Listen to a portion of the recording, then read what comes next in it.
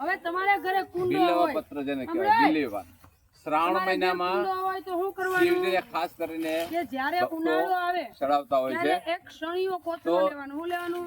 જ્યારે ઈ આ ક્યાં બિલીનો મૂકવાનું? પાન અહીંયા ચડાવતી મૂકવાનું. વખતે એક અડધો પાણીની શ્લોક તેનો અંદર, છે. અડધો બહાર. શા માટે? તો એ કે શ્લોક ઈ છે શણીયો કોથળો છે, અડધો ત્રિદલમ પાણીનો, અડધો ત્રિગુણાકારમ બહાર. ત્રિનેત્રમ તો ત્રિઆયુધમ ત્રિજન્મ પાપ સહાર એકબીલમ શિવાર્પણમ. એટલે મતલબ કે મધમાખી ત્રણ દળ, આનો ત્રણ દળ હોય એમ, ત્રણ ઓલા પાન વાળું એક બીલીનું પાન હોય છે. એમાં ત્રણ ગુણ છે. ક્યાં ક્યાં? તો ત્રિદલમ ત્રિગુણાકારમ, ત્રણ ગુણ. ત્રિદલમ ત્રિગુણાકારમ ત્રિનેત્રમ, એ ત્રણ નેત્રો છે શિવજીના. ઉનાળામાં ત્રિદલમ ત્રિગુણાકારમ ત્રિનેત્રમ ત્રિઆયુધમ, અને ત્રણ આયુધ છે. આયુધ મતલબ કે ભાલું, ફરસી, તીર, જે કઈ તલવાર, એ આયુધ કહેવાય.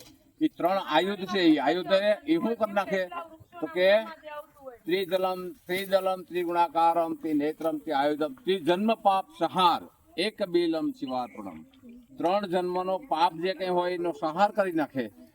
એક બિલમ શિવાર્પણ અને શિવજીને અર્પણ કરવામાં આવે. એવી રીતે લાસ્ટ શ્લોક છે.